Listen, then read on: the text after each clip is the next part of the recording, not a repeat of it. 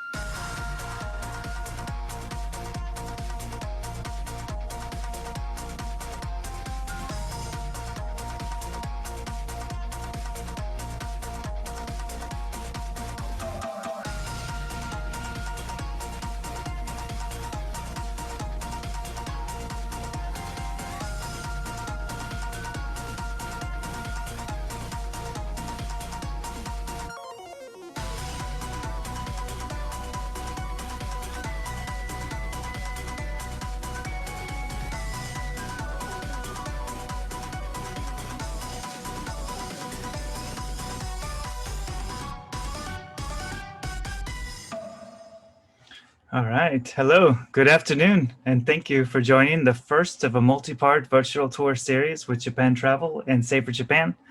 My name is Jeff, and I will be hosting today. We're going to be traveling to Kagawa Prefecture and learning all about udon noodles. As you can see, I'm calling from the Udon Taxi here, tour service that runs in Kagawa Prefecture. My co-host today is Udon No, a local mascot. No means brains in Japanese, so I'm not sure how much support I'll be receiving today. But our virtual tour is part of the SAVOR Japan project. And SAVOR Japan is run by the Ministry of Agriculture, Forestry, and Fisheries, and is dedicated to sharing local flavors and experiences across Japan. The intro video we just watched was a small sample of their work. So I'll speak a bit more about the project and our plans for future events a bit later. First of all, however, I want to welcome everyone to our Zoom webinar. For those of you who are new to the format, there are a few ways you can get involved.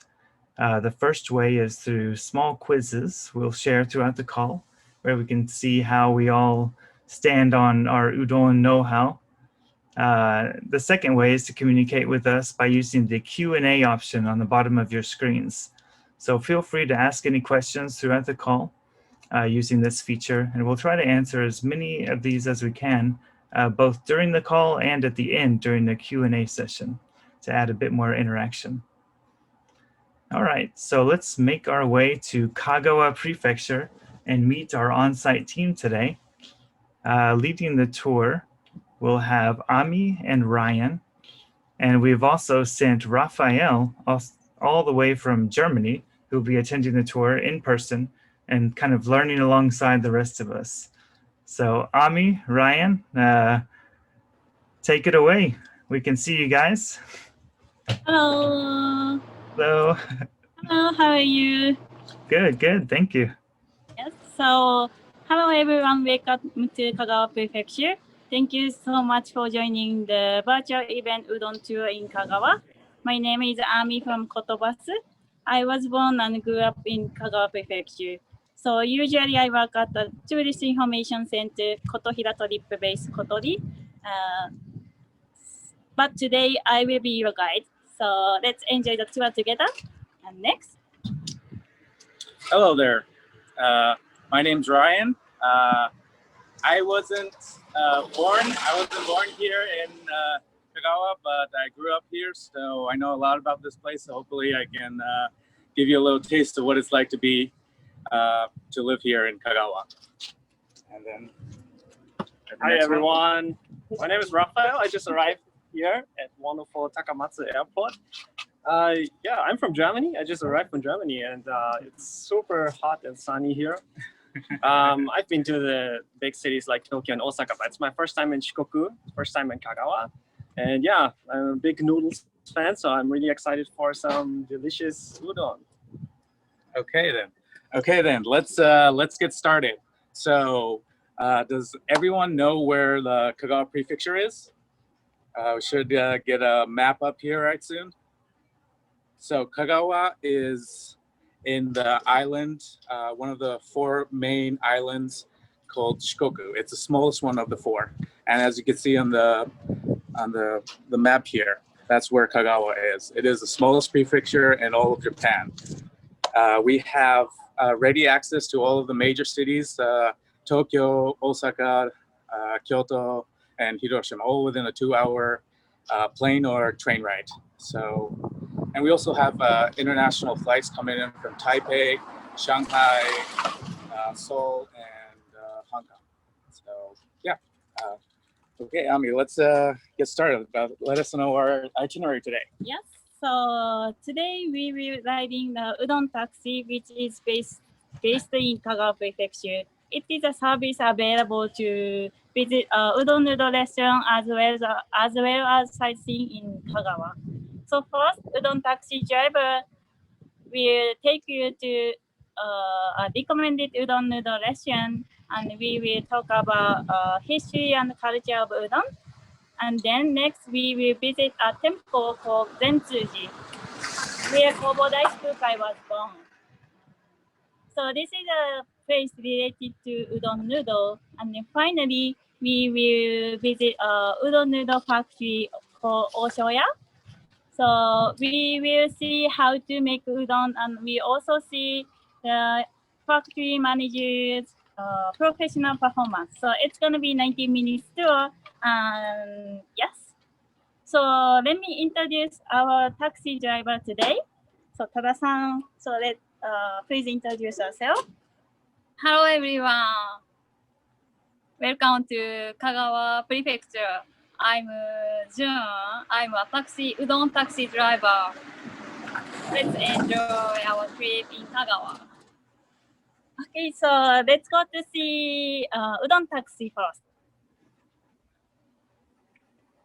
Okay. So we are at the Takamatsu Airport, so we are moving to taxi. Okay, Rafael,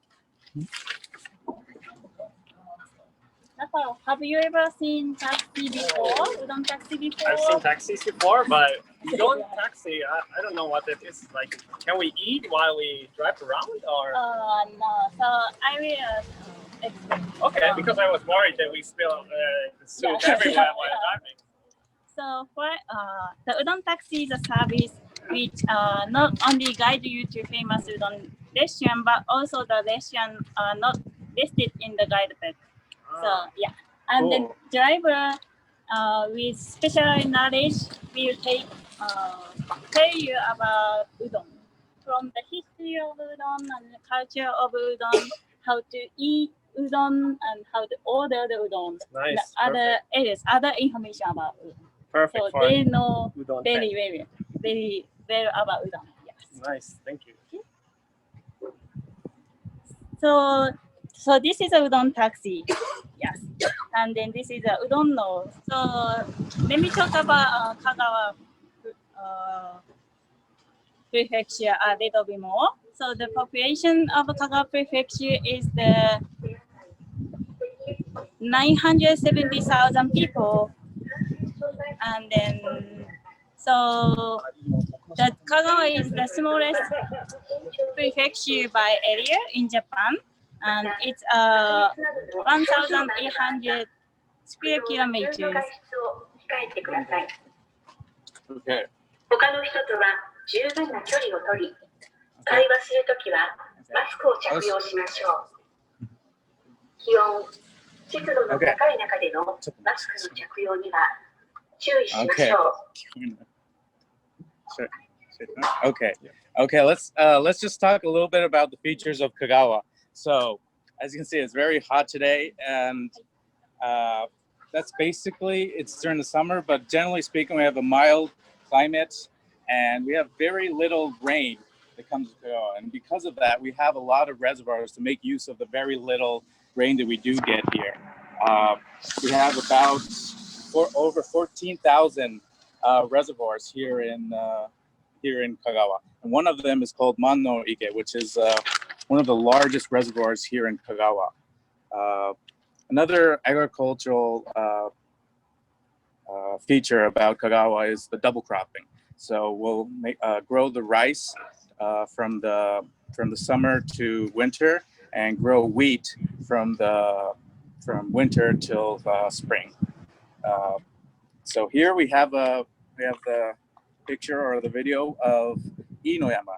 In Kagawa, we call it the Sanuki Fuji. Sanuki is the old way of calling Kagawa. So it's not as big as the one in the big cities over there, but for us, it's a nice size Fuji-like mountain, and it's about 420 meters tall. Yeah. So anyway, let's get back to the food.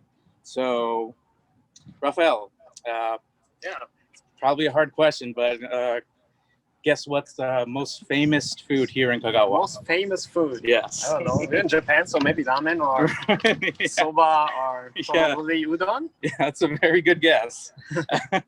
It's udon. That's probably why you all joined the store. Yeah, so we call it Sanuki Udon.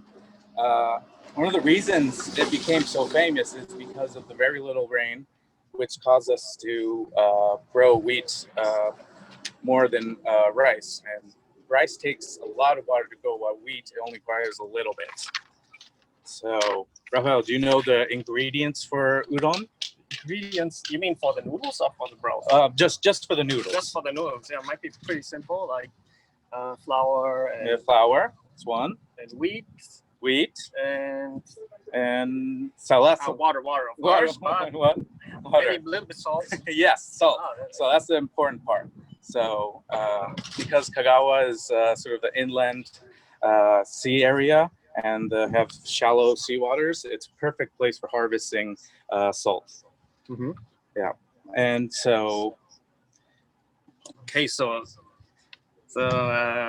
probably you said it's the smallest prefecture in Japan. Yeah. Like how would you define the popularity of udon here in Kagawa? It's very popular. Everyone here loves it. It's so popular that we are, and so widely known by the whole of Japan, that we're called the Udon Prefecture, or in Japanese, Udon Prefecture. Yeah, okay. Or otherwise in Japanese, the Udon Ken. So let me talk a little bit about these different restaurants. So there's three type of restaurants, generally speaking. There's the regular restaurant type. There's the self-serving one, and then the Udon Factory restaurant. Mm-hmm. The most common one you'll see in like the big cities are just the regular restaurant style ones, where a server will come to you, take your order, and bring your food. And then the next one is a self-serving restaurant. This is definitely the most popular one here in Kagawa, and most people go to this. Mm-hmm.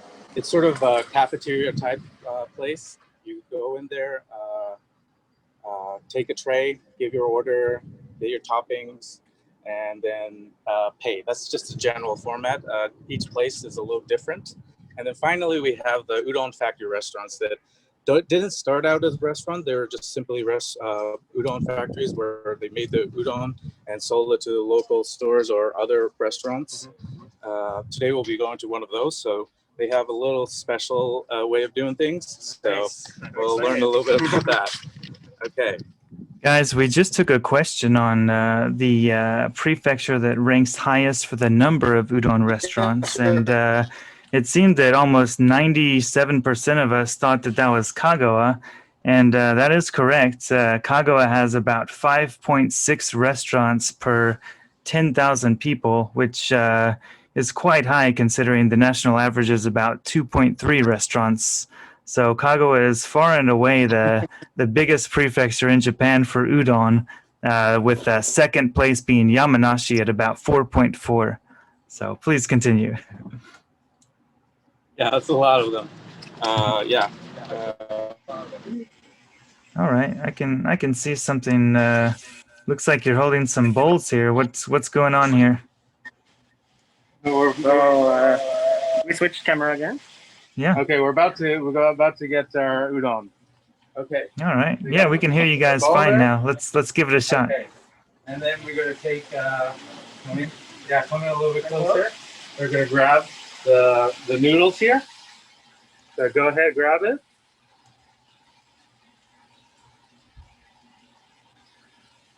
Oh, having a little trouble there. You got the noodles there. Okay. Okay. So here you are. You put this. You get 5 seconds. 5 seconds, no more than that. Cooking the noodles in about 5 seconds. All right, that's pretty quick. Okay, just give it a quick turn. And put it back to the bowl? Yeah, back to the bowl. Don't want to take out too much of the water, but just a little bit of the water. Okay. Okay. And now, here we go.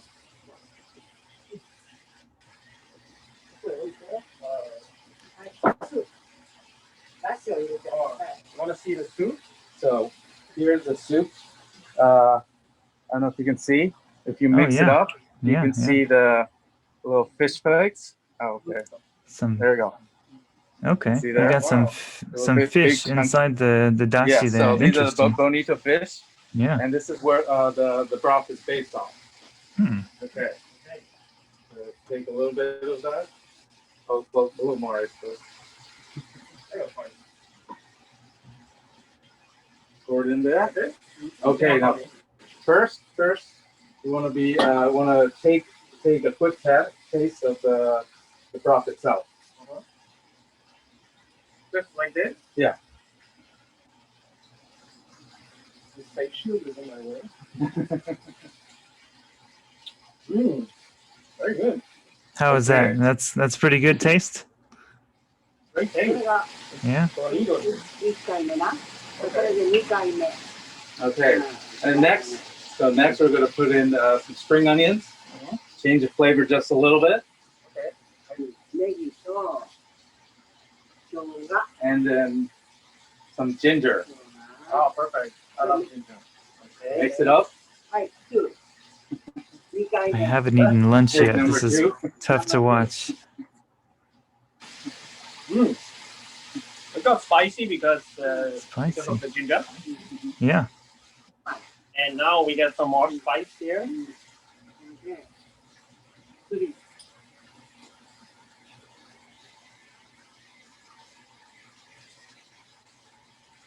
Okay. Perfect spiciness for me. What we got here, Ryan? Well, we got some sesame seeds ground up. Looks like I'm not the only one getting hungry. Our members of the chat are all getting pretty hungry. Yeah, you better share some of that. Oh, even better with sesame seeds. And now we got, what is this, Ryan? The final thing, tempura. Oh, Tempura fried. okay. So once you put it in the oil, mixes into the broth and changes the flavor once again. Okay, because this is fried, right? Yeah. So this is my tempura. I put it in. Nice. Hey, Ryan, what was that orange-colored spice? Can you say that again? Oh, this one? Called ichimi. Ichimi, okay. And do you know what's in that? Is that a bit of a spice or a mix of various spices? Well, this one is just one type of spice. I don't know the name of it particularly, but some udon restaurants have shichimi. Ichimi literally means one flavor, so it's one flavor. spice. Okay. And then all right, there's thank you. shichimi, which has 7 different spices mixed together. Got it. Okay, so let's head on over to. I'm super hungry. I was on my 12-hour flight from Germany. So.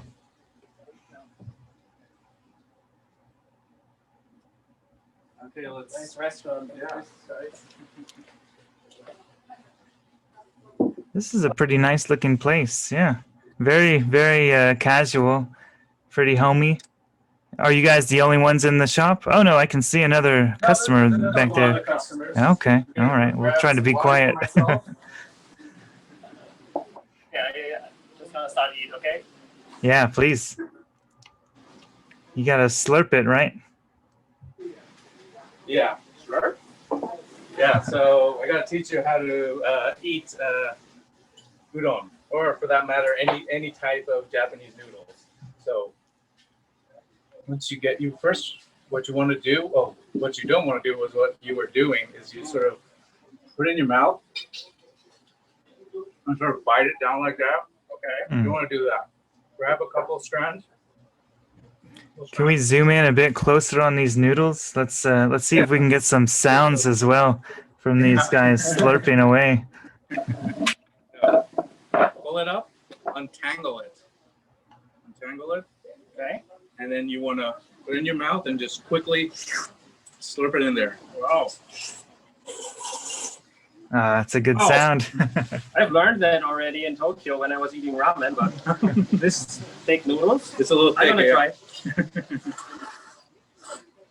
Yeah, pretty good. Not bad, not bad. Very good. I'm just a bit scared of my white shirt. You know? But it's good. No, I want to have some of my tempura. There's a couple other ways of eating the udon. This is more for people who've been eating their whole life.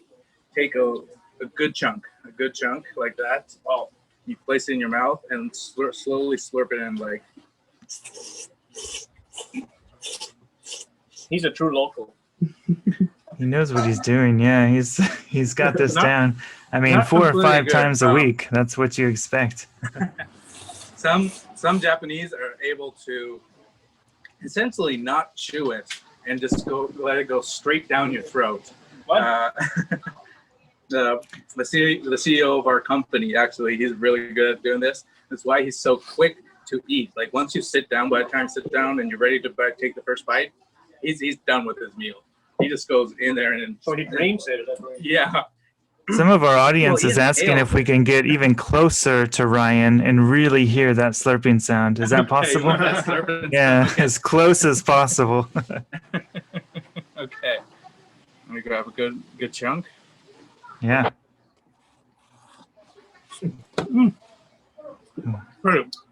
That wasn't that good. No, let's try again. Try again.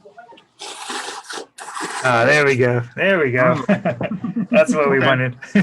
Thank you. Yeah, so another reason why slurping and eating your udon fast is important is because udon restaurants, especially in Kagawa, rely on a lot of customers coming in, eating quickly, and leaving.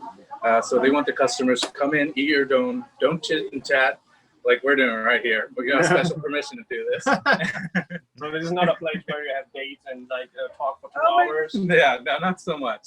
You want to leave as quickly as possible. You stay for a long time, people start giving you a dirty look. So you don't want to do that. Yeah, okay.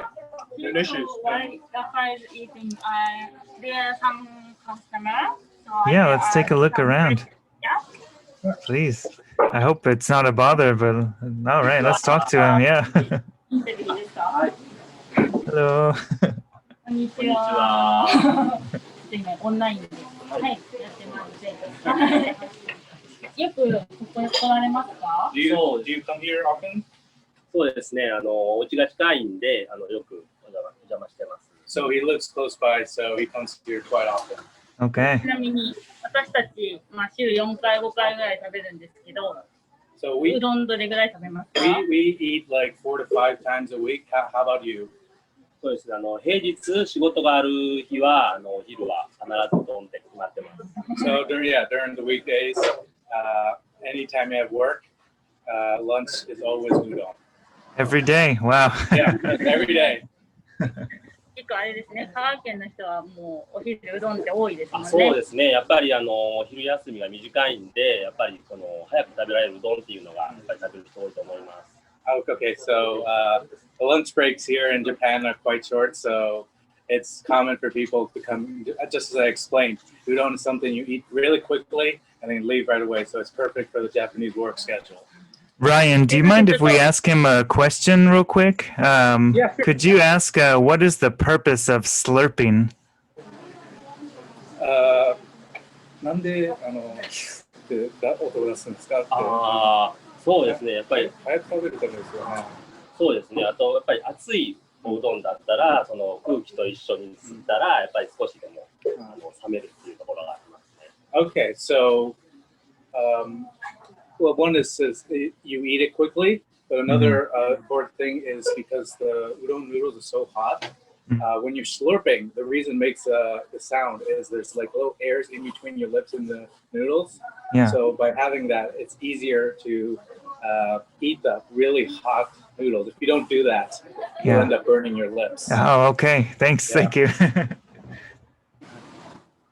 すいません、お食事中にありがとうございました。Yeah, thank you. Please enjoy your lunch. 楽しんでください。食べてま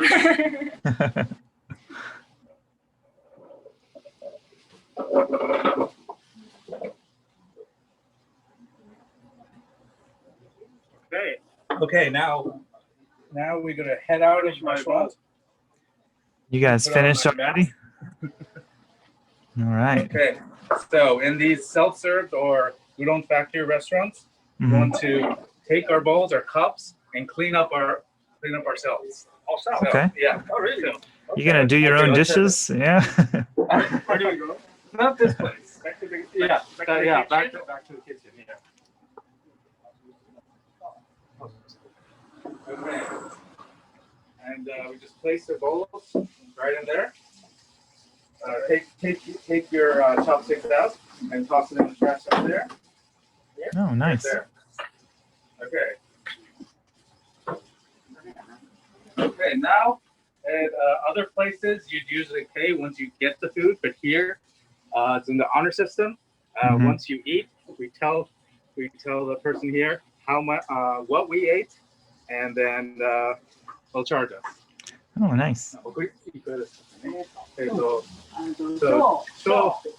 two of the small ones, and then two tempura. Tempura.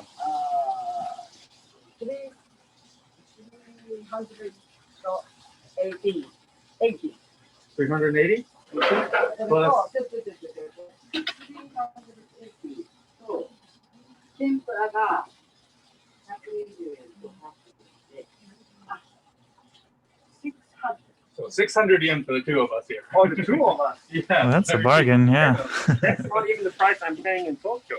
Yeah. I'm paying about 800 yen for myself. Here it's 600 for the two of us. Thank you. Can you briefly introduce us to this kind lady here? Yeah, so right here is the owner of Kagawa Udon. Hello. Hello. So I'm going to ask her like how long she's been open here. Oh, please. I'll get the number. 65年ぐらい。 So it's been about 65 years since you opened Oh, shop. wow. Some of our audience was kind of interested in the name of this particular location. What is the name and how can we find it? So Kagawa Udon. Kagawa Udon. Okay. 姓が宮川だから。 So that is her last name. Oh, okay. Wow. Kagawa is her last name. All right. Yeah. And anyone Thank who lives in Zen Tsuji knows about this place. Okay, this is the place to go for udon. Good. Yeah. Well, thank you very much for bringing me here. Nice experience. Yeah, it was a great time. Okay, well, let's head over to our next location. Okay. Thank you very much. Thank you. See you again. See you again. See you again. Thank you. Bye-bye. Thank you. Thank you. All right, let's head to our next location. Back to the heat. We go to the inspection here. Okay, so next we'll be heading over to the Zen Tsuzu Temple. So let's go ahead and hop into the taxi. Okay.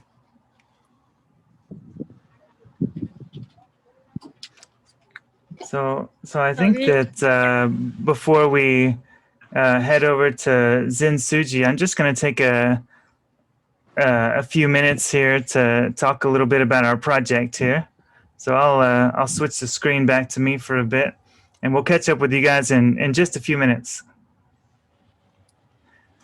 So yeah, thank you guys again. Man, I haven't eaten lunch yet, so this is difficult to watch. But by the way, for our viewers, there's a few websites where you can learn a bit more about udon and even book your own udon tours in Kagawa. So I'm just going to share these links with you guys in the chat here right now. So you can see the Udon Taxi, which is run by Ami and her team. That website is in English, and they have all sorts of cool tours and bookings you can do right there in Kagawa. And the second one is the Oshoya, and that website is in Japanese, but we're about to go visit a little bit later today. We're going to go visit the master of that restaurant or that factory. He's going to show us how to actually make and cut udon, and he's going to do a few live demonstrations for us. We're not going to be on video, in just a minute. Yeah, so I want to take just a second to speak a little bit about our project today with SAVOR Japan. And I'm just going to share my screen with you guys again. 1 second here. And this SAVOR Japan project, you can see on my screen now, this is the homepage of SAVOR Japan. The website is at savorjp.info. Feel free to check this out after the tour as well. But SAVOR Japan encourages tourists to explore regional flavors. It focuses on local farming, fishing, and mountain communities that often go undiscovered in Japan. So an easy way to see what they're all about is to kind of go through their videos, like the one we watched at the very beginning. They do have a YouTube channel here where they've got 5 or 6 really nice videos where you can quickly kind of see what they're all about. And on their website here, we can also kind of see a large map. So they have these SAVOR Japan areas, and they really do cover the entirety of Japan in regions specialized in food and local culinary tradition. So today we're in Kagawa, but hopefully if this series goes well, we're hoping to extend into additional regions across Japan. The next couple we're thinking about, we're thinking of going up to Yamagata and getting a little bit more of a vegan-friendly course, and then maybe into Chichibu, just north of Tokyo, in Saitama. But we'll announce that as we go. So for those who are kind of interested in this format, please do share our events and follow both Japan Travel and the SAVOR Japan Facebook page for the latest updates on these kind of virtual tours. We also plan to release an edited recording of this event for those who are unable to watch it live. So stay tuned to our Facebook page for that as well. And after watching the tours and learning about each area, you can see on their website that they offer a lot of special offers here. So if you're wanting to make your own travel plans, SAVOR Japan's kind of got you covered here. Exclusive offers and discounts that can only be found on this website. So please do have a look and see if you can get some benefits or discounts on your next trip. And the SAVOR Japan project is part of the Ministry of Agriculture, Forestry, and Fisheries. Please do check out their website, Facebook, and YouTube channels if you're interested in learning more. So yeah, let's go back and check in again with Ryan, Ami, and Raphael, who should be getting close to Zen Tsuji Temple, the next destination. We'll be arriving soon, so we're gonna get out of the taxi. All right. Well, let's see what we got here in Zen Tsuji. So I've got a bit of a visual here of approaching Zen Tsuji Temple. Okay, so right here is the Zen Tsuji Temple right here. The name Zen Tsuji Temple is sort of the reason why the town itself is called Zen Tsuji. And right here you have the entrance into the temple. Mm-hmm. It's customary to put your hands right next to your chest and bow before entering. Okay. When you enter, you want to enter on the right or left side. You don't want to enter through the middle because that's sort of considered the pathway or entrance for the gods. And to the right here, you can see this big structure. That's sort of the main building where the Kukai is enshrined. Wow, So, building is huge. yes, and the complex is huge as well. Yeah. So let's talk a little bit more about Kukai and how he relates to udon in Kagawa. So most Japanese will actually know about Kukai. I was actually taught during my when I was here growing up in Japan. I learned about Kukai in my history lessons, so most people know about it. I don't know if anyone here on the tour here has ever heard about Kukai. It's a very important historic figure and religious figure here in Japan. Okay, in a moment here, we're going to be heading up close to, see this little pathway under there. There's some drawings depicting some special moments in Kukai's life. So let's talk a little about the history about Kukai. So he was a monk that was born over 1,200 years ago. And coming up here, we're going to see a picture of that. There's Kukai being born. And Kukai was the man to set up the 88 temple pilgrimage, and we'll talk about a little about that in a little bit. So he's known for going to China, then known as the Tang Dynasty. And back then, going to another country on a boat was very dangerous, so most people didn't actually make it to their destination. He went there to study religion to bring back to Japan. But he wasn't only just a monk, he was also a scholar who studied many different subjects. He actually brought back construction techniques that were allowed him to build the Man no Ike, the big reservoir I was talking about earlier. And it's still in use today. Another thing that he brought back was a pasta-like dish that sort of evolved into udon.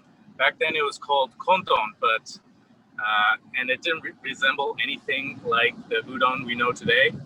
So over the centuries, it became the udon that we know and love today. So now let's talk about the 88 Temple Pilgrimage Tour.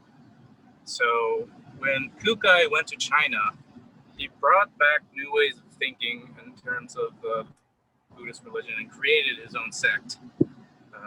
In doing so, he created the 88 Temple Tour, which goes all around Shikoku, starting in Tokushima and then ending in Kagawa. Have you ever done this?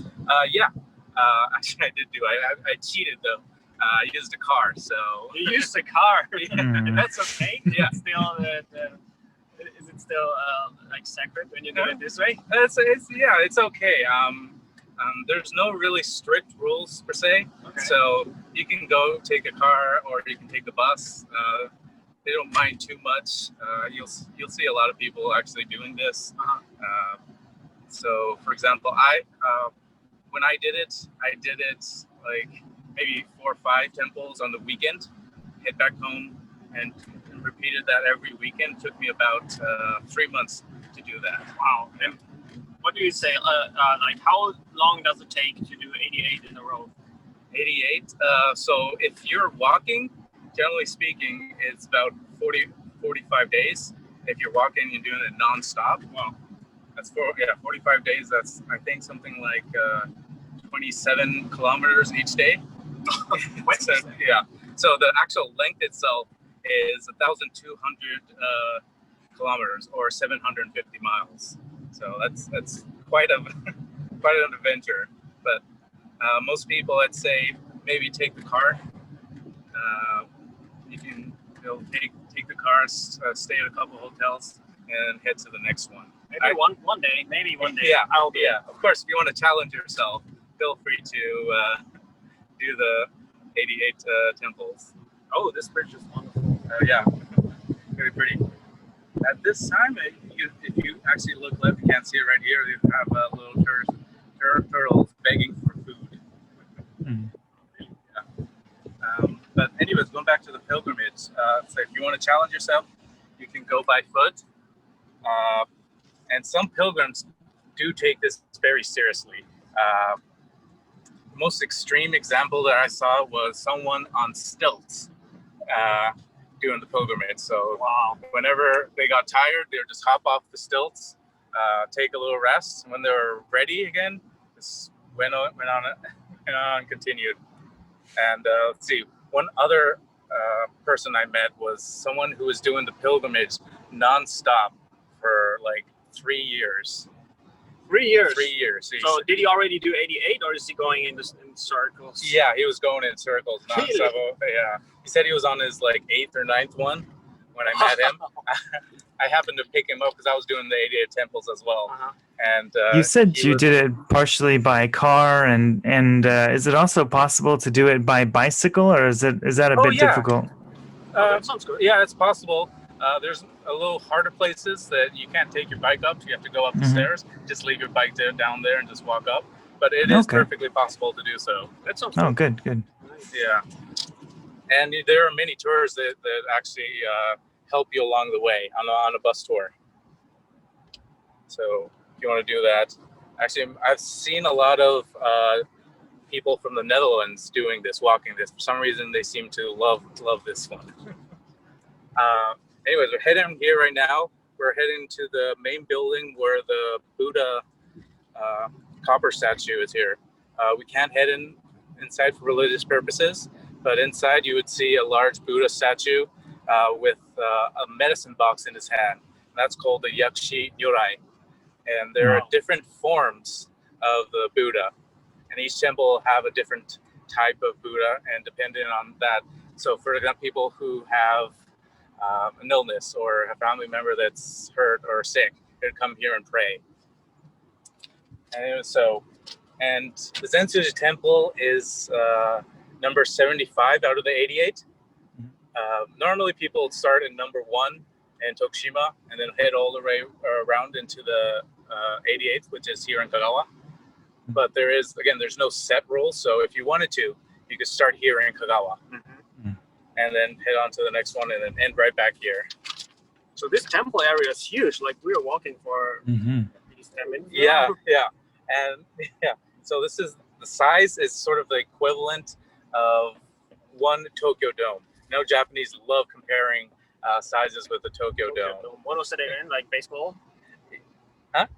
What is it again? Tokyo Dome? Yeah, Tokyo Dome, the baseball field. Yeah, baseball okay. stadium. Yeah. In the U.S., we like using Olympic pools for some reason.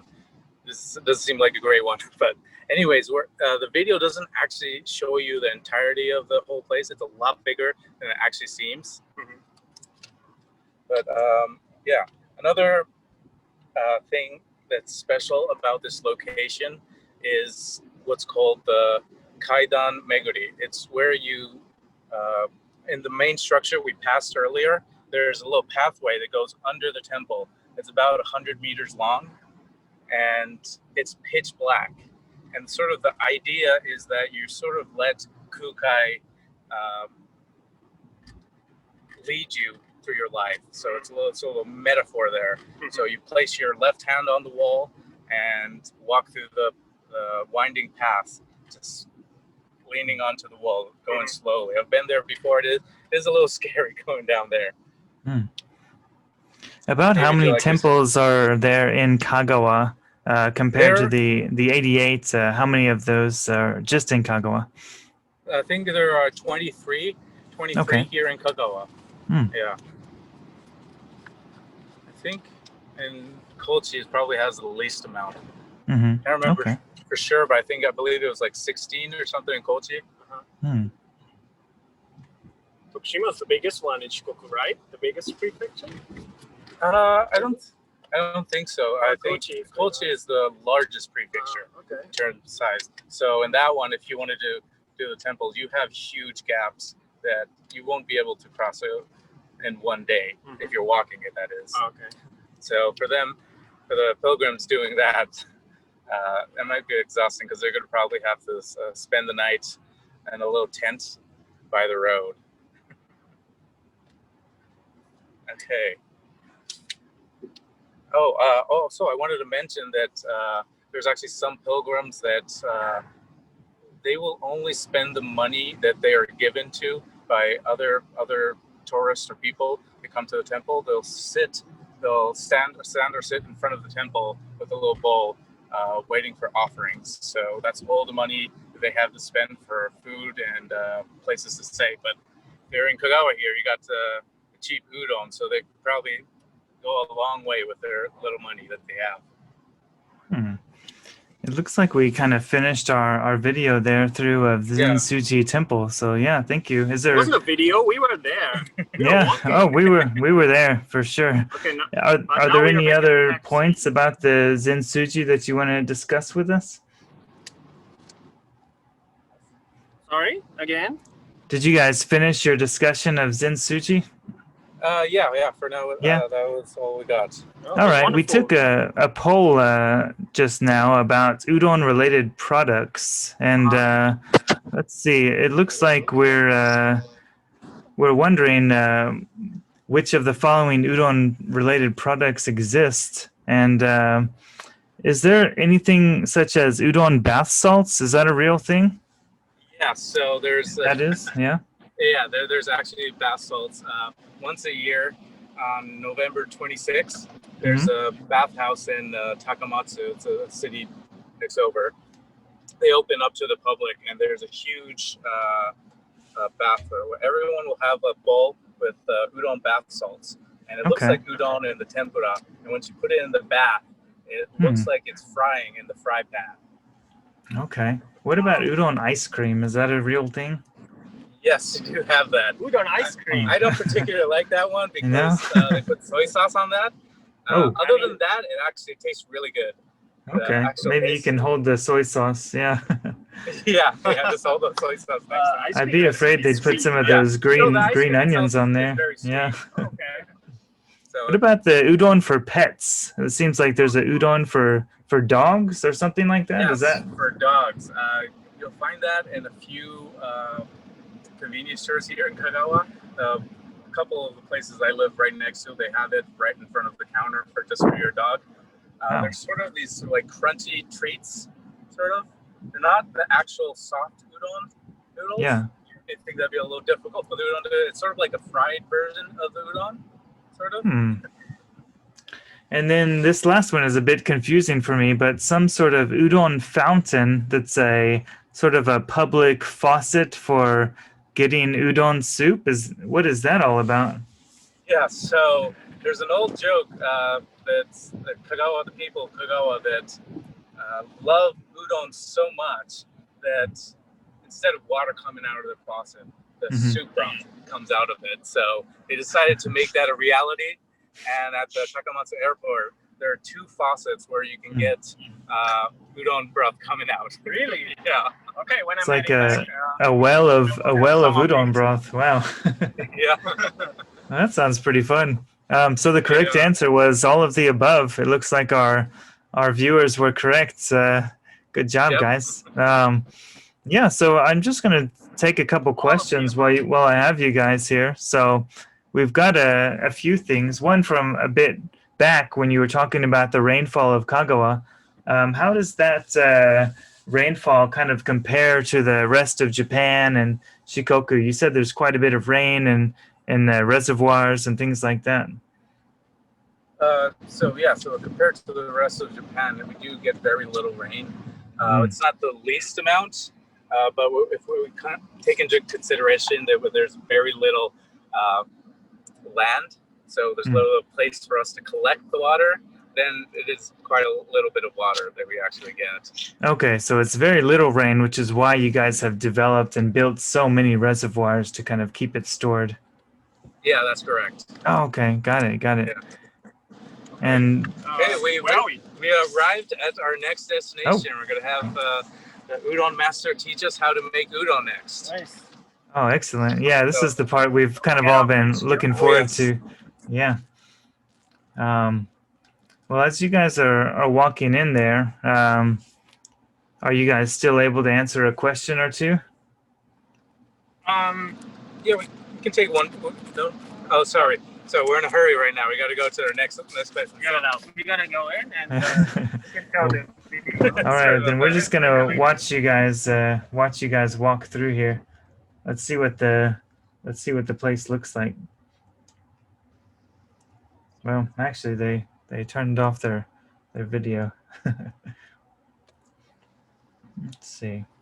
Well, we'll give them a minute or two to set up. While they're getting ready, I'm just gonna show you guys a little bit of something here on my screen here.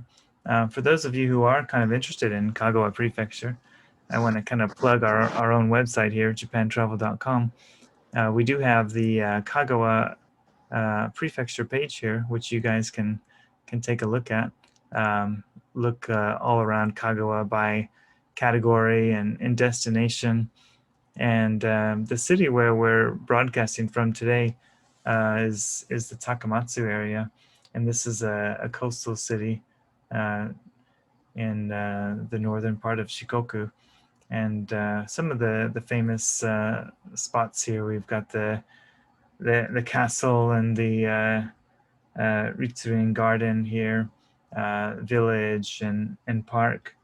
And I think that I can possibly show you guys a little bit of a video here while we're kind of transitioning between scenes. So let me just show you guys a bit of the highlights of Kagawa Prefecture. And as soon as we get back, we're gonna kind of join the udon master, who's gonna cut up some udon for us live and do a few demonstrations. But until then, please watch this next video.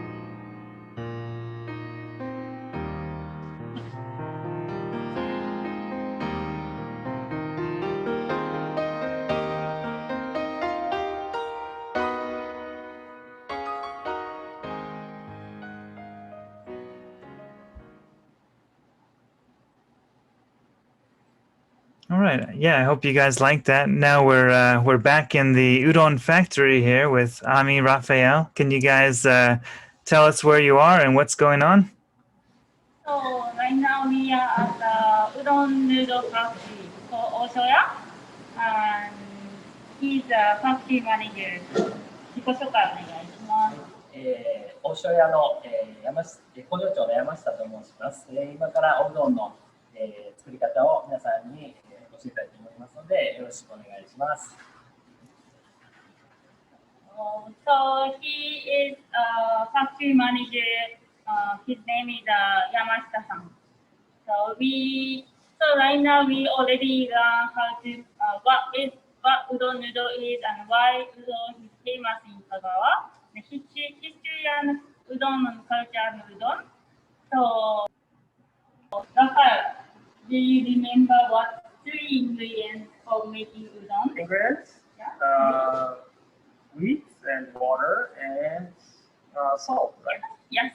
So from now, so we will learn how to make udon from scratch, and we also see his professional performance here.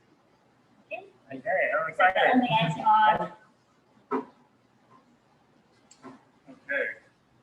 So we don't have time to make the whole thing right now, so we're going to play a little video that shows the first part of making udon.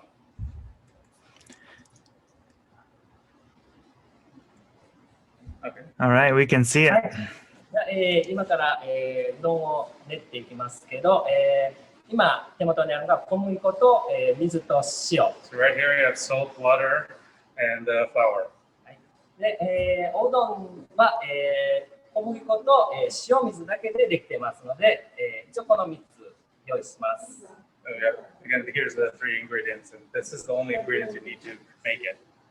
で、小麦粉に100に対して、塩水が約 50% くらい入ります。So about 50% of it is.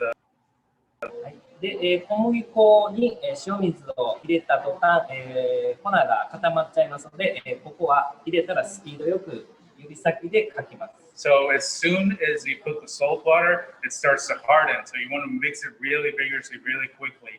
Otherwise, it gets into these little tiny clumps that you don't really want.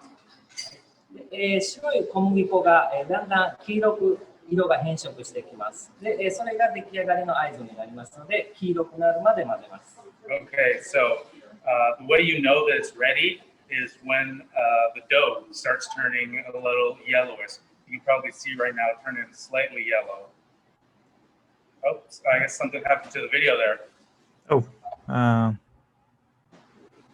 there we go. Sorry. Yep, we can see you. Let's see. 1 second. Okay, sorry. Here we go. Okay, there we go. はい。で、もう色が変わりましたので、ここからおうどんを固めていきます。So now that the color has changed, it's light yellow. You're going to mash it all together into one big dough. で、固まり。Oh, stopped again. Oh, there you go. はい、じゃあこういう形になります。And it becomes shaped like this. うどんの基礎となるこれ足踏みになります。And then here we have the foot stepping, literally.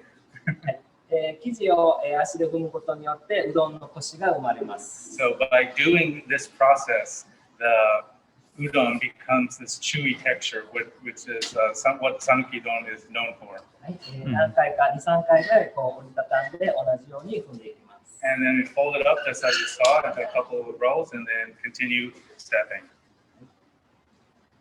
で、これで足を踏み終えたらここから、3時間寝かします。So once this is completed, it takes we let it rest for about 3 hours.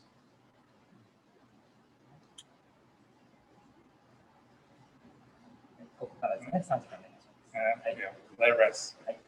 で、ここから3時間寝かした生地を今から団子にします。So after you let it rest for 3 hours, it's folded into this sort of dango form. これは菊練りといって中の空気を抜いている。So the purpose of doing this is to squeeze out the air that's inside the dough. はい、これで団子の完成です。And this is the completed version of the dango. All right. Yeah, that looks pretty interesting. Let's see what happens in the live demonstration here. Okay. So here we have the one we actually made. ですね。はい、寝かした生地の団子はこれですね。はい。じじゃあ、今から打っていきます。So next he's gonna stretch it out into the noodles. で、今から打ちますけど、これが綿棒といって、うどんを伸ばす。はい、綿棒なんです。So this is a little stick that we use to stretch out the udon noodles. じゃあ打っていきますね。Here we have the demonstration of the master. 体重をかけてね、はい、打ちます。力じゃなくて体重をかけて、乗せて伸ばします。So you don't do it by force, but like you actually put your weight into it.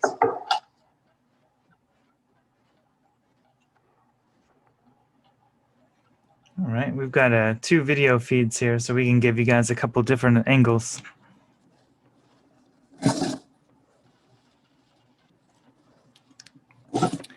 We also just learned that Kagawa spends about 15,000 yen per household on udon, which is quite a impressive amount.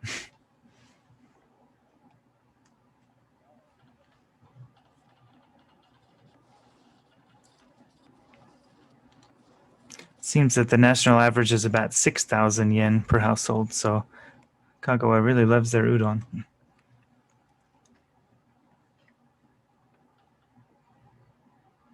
これは今、角を取っている状態ですね。はい、丸い生地を今、角を取っている状態です。So it's a little roundish, so now I'm making it a little bit more squarish type.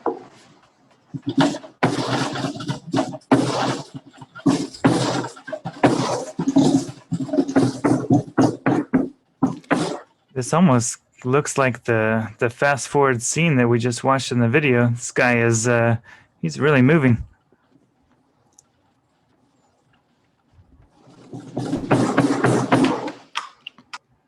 で、こういうさっきの丸い形がこういう四角い形。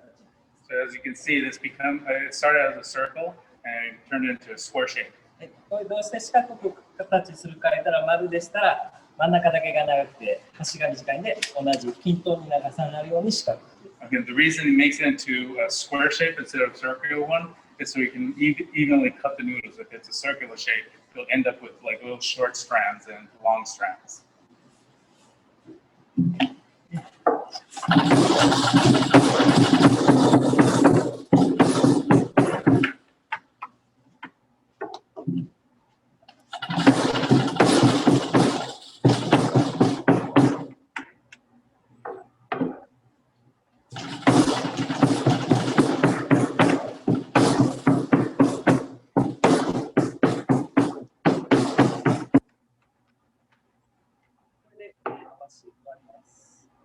Completed this part of the stage. じゃあここから包丁で切っていきます。Now he's going to start cutting it. I don't know if you guys could tell, but this was super loud.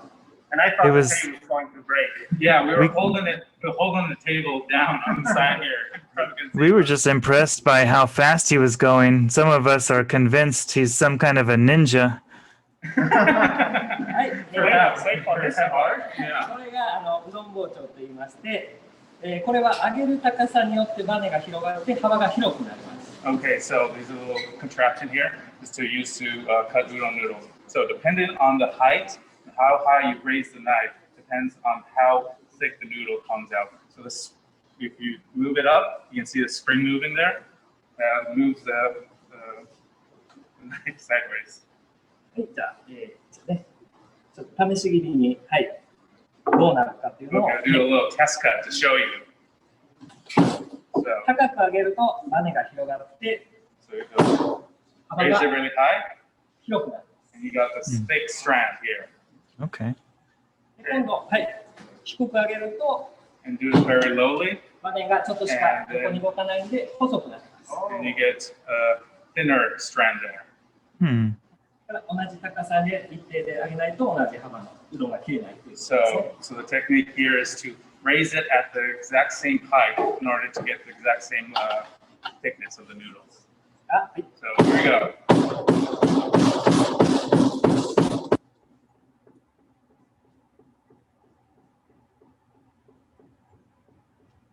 Looks like some of the audio gets cut out a little bit during this part, but we can certainly see it's a pretty cool process. And wow, these cuts look almost exactly even. Yes.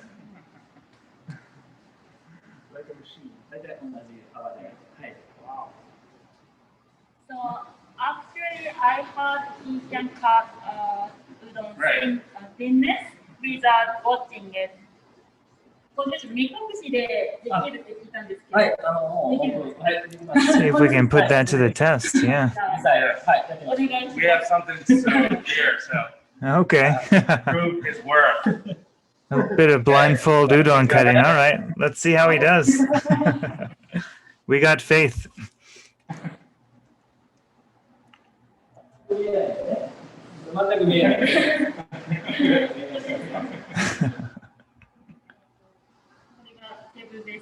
There's a table right there.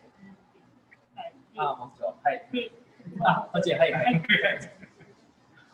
じゃあ、はい、切りますね。Okay, here he goes. All right.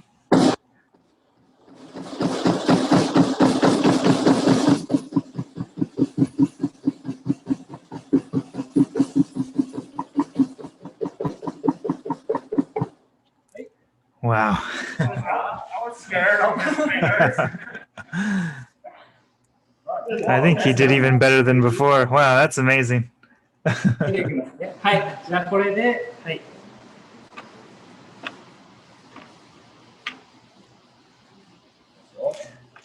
Some of our audience is wondering about how long he's been doing this.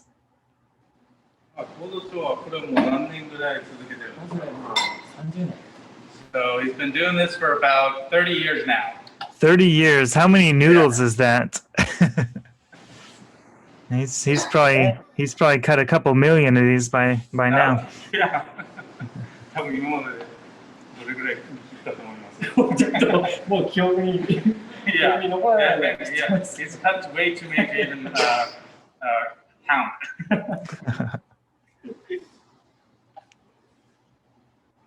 Okay.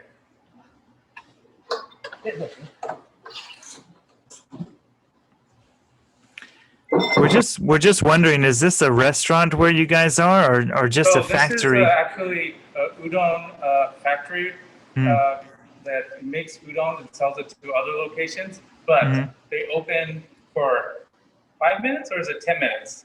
So only 10 minutes out of the day to serve people. Oh wow! You get it. Yeah, it's not once every a day. Only special times. So okay, so you guys are pretty lucky to get in there today. Yeah. Oh yeah, so like once or twice a month he's open. Oh wow! For 5 wow. or 10 minutes. 10 minutes. 10 minutes. Wow. That's cool. Okay, we have a little shoyu udon to taste. Okay, can I? Yeah. Yes. Yeah. Let's take a look here. Oh man, it looks great. We're expecting some good slurps again. Yes. Well, so many bowls I ate. Yeah. どのくらいかけますか？ Okay. So you just one put circle. Yeah, just really quickly. Don't put too much. Oh, I understand that. Okay. Yeah, perfect. Almost. Okay. Then I mix it up, or? ちょっとよくかき混ぜて。 Okay. はい。 Yeah. はい。 Oh, we got a lot of ginger. Lovely. Okay. Oh, we're jealous. It is. Here he goes. Good slurping technique too. Nice work. Learned it from you. Yeah. What's the result? How does that taste? Oh, super chewy. Is it chewy? Yeah, because he was kind of doing the foot technique to make it a bit extra chewy, right? Yes. Oh man, that's Exactly. interesting. Perfect. And it's so simple. All right, just bring that back with you to Tokyo. それだけやったら、おどんも美味しく食べられるんでね。 Yeah. Sorry, what did you say? Yeah, so he said that shoyu. What's good about shoyu udon is you just need shoyu and the noodles, make a simple, delicious dish, and that's actually my favorite type. So that's when I'm at home and I want to make udon. This is what I make. Okay. So it's about time to say goodbye to customer with Yamashita-san. 一言お願いします。こちらね、香川県にぜひおいでいただいたら、彼が美味しいおうどんをね、食べてもらいたいので、ぜひね、よかったら遊びに来てください。どうもありがとうございました。Okay, so it's time to say goodbye. Thank you for joining us on our tour today. It's a pleasure having you guys here. Let Ami say goodbye. Yeah, thank you. So it's back to the Jeff. Yeah. I'll rejoin you guys. Thank you so much to the chef and the master for joining us. I think at this time we're just gonna thank all of you for joining our virtual event today. We want to open the floor a little bit for question and answers. So we can do this a couple different ways. One, you can use the Q&A feature. We can also take a few live questions. So if anyone wants to raise your hand in the chat, I might be able to get you guys to use your speaker, your microphone, and talk to us directly. And last but not least, we do hope you can all assist us with a quick survey just to kind of help us evaluate and improve our tour today. We do hope to keep doing these in the future. So I'm just going to post that link in the chat right now here. So please do click that link and help us with our survey here. Let me just get to a few questions for our local experts and guides there, for Ami, Ryan, and anyone else who can help us out with some questions. Okay. Let's see. So we do have a couple of questions here. It doesn't look like anyone is raising their hand, but I've got a few text questions here. So let's see. A lot of people are interested in vegetarian and vegan type of food choices right now. So we're just wondering what kind of options there are for udon for these vegans and vegetarians. Yeah, for the vegans, it might be a little difficult. The noodles, it has flour in it, so it might be a little difficult for. Actually, no, sorry, vegans. Yeah, so we have the seaweed based broths. Okay. I can do it. What else? Mostly, we use edible noodles. Yeah, so we recommend to eat like udon with soy sauce. Yeah, that's also another option. Soy sauce. That I eat. Yeah. There's no animal-based products in those ones. Oh, good. Well, that's good news. I've actually got someone here who's going to raise their hand and speak to you guys directly. So I'm just going to turn on the microphone here for Luca. So please listen to his question here. Okay. Luca, can you hear us? Hi, yes, I can hear you. Can you hear me? Yeah, please go ahead. Hi, guys. Great. Thank you very much for hosting. I really enjoyed and learned a lot more. I wanted to ask these special udon. They are a great product also, we were saying, for vegetarian. Very simple. And also the important thing is that you use all the different goods that are from the region. Just wanted to say that this is great, and I wanted to say it was just everything perfect. And I'm very hungry now. I really want to come. Yeah, I hope so. Good. Well, thank you for the compliment, Luca. Yeah, we really enjoyed doing this tour today, and we hope you guys learned a little bit. Just out of curiosity, is the Kagawa udon, are you guys putting in some local ingredients that are kind of exclusive to this area?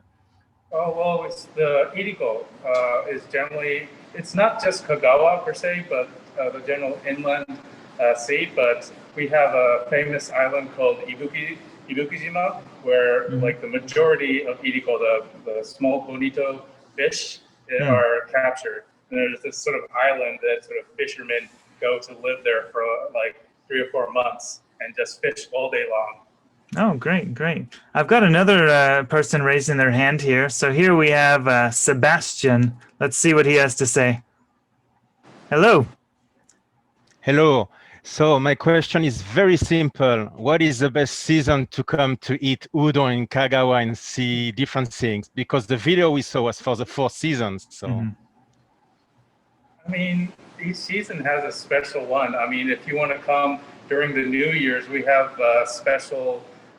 So in the whole rest of Japan, there's the Toskosi soba, which is sort of like soba that you eat during the New Year's time. But here in Kagawa, we have the Toskosi Udon, and it's usually udon dish with some kind of red coloring. There's a bunch of different ones. There's the ikura egg ones. There's like red tomato ones.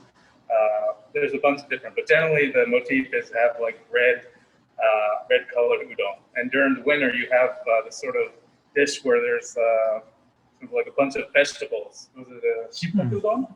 Yeah, during the winter. So that might be a good time, but every season is good udon season. It's always good to go to Kagawa. Yeah, thanks, guys. Thank you, Sebastian. Thanks. It looks like we've got one more here from the PCV staff. I'm going to enable your microphone, so please go ahead. Hello, can you hear me? Yeah. Yeah, hello. Hi, thank you so much for this awesome tour. So I actually work at a nonprofit, and we're also thinking of doing online tours of Hiroshima. And so I am just so impressed by this tour. I think it must have taken so much time and effort to put together. So thank you all so much, first of all. I learned a lot. My question is that I wondered if, the places that we saw today, if, English-speaking tourists were to visit Kagawa, if there are English menus, if there's many people who are speaking English, whether it would be relatively easy for, people who don't speak Japanese to navigate and have the same experience. Might be a little difficult compared to the bigger cities, but there are people that speak English, and it's actually very common for people in this area to go up to tourists themselves and talk to people, because it's a little rarer over here for the foreigners to be here. So I constantly get people coming up to me asking me where I'm from and having conversations, because they want to practice their English themselves. So if you run into someone friendly, then maybe they could help you out. Great. And one of the things about the Udon Taxi is that you have guides kind of specifically designed to kind of help foreigners get around in English and find the right kind of places. So I just reshared your website there, but that's certainly an English-friendly type of service that you guys are offering. Yes, so for Udon Taxi, we have one English-speaking guide. So we can take you to like many good udon restaurant and like many other famous sightseeing spots in Kagawa with English-speaking guide. All right, that sounds good. Yeah, thank you for that question as well. Just another quick follow-up on the taxi. You guys are using kind of a normal taxi service. Is it we got a few questions on, is it a comfortable taxi or just kind of your standard type, or is there anything unique about the taxi itself? So for the Udon Taxi, the Udon symbol on the top of the taxi, so it's very unique taxi. So it's very easy to recognize. Easy to find. Good. Yeah, there's not many taxis with a bowl of udon on top of it, I imagine. Yeah, while we were waiting, all the kids were staring at the Udon Taxi.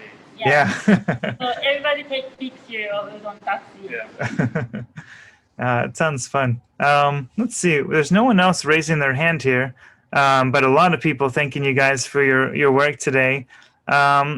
Is just a kind of a general Kagawa question, if you guys can help me out. Is there a special omiyage or souvenir kind of famous in the Kagawa area?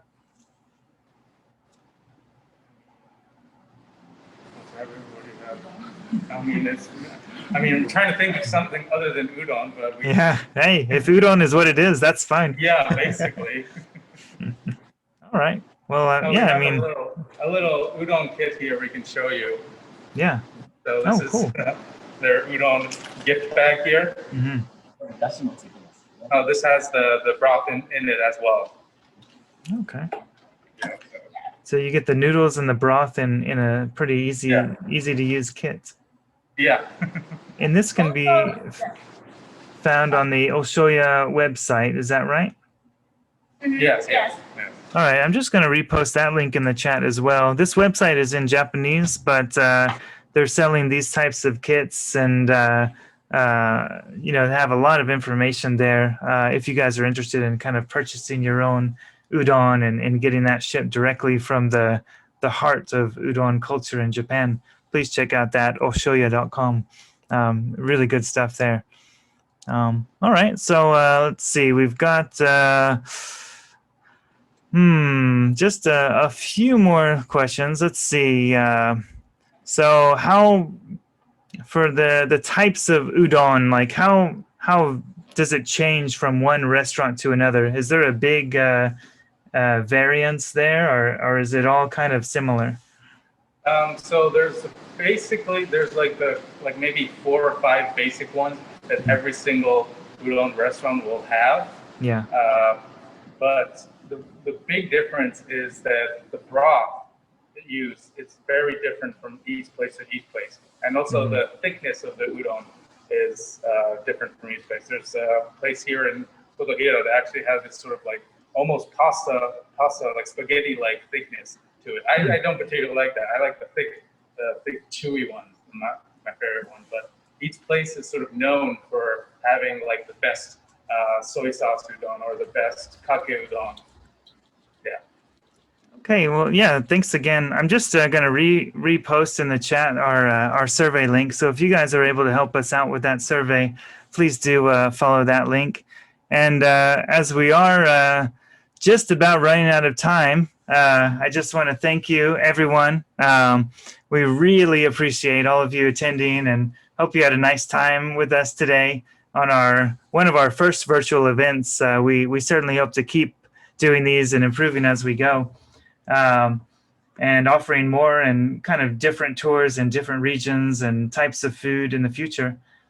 So thank you all for watching today. Hope you have a wonderful weekend, and goodbye, everyone. Goodbye to Ami, Ryan, Raphael. Thank you to the master chef here with us, and I really appreciate it all. So thank you, everyone, and hope you enjoyed it. Okay, goodbye. So thank you, guys. Thank you. All right, bye-bye. Thank you.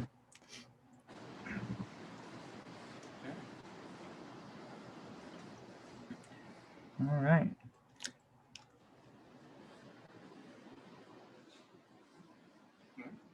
Bye. Please come to Kagawa. Okay.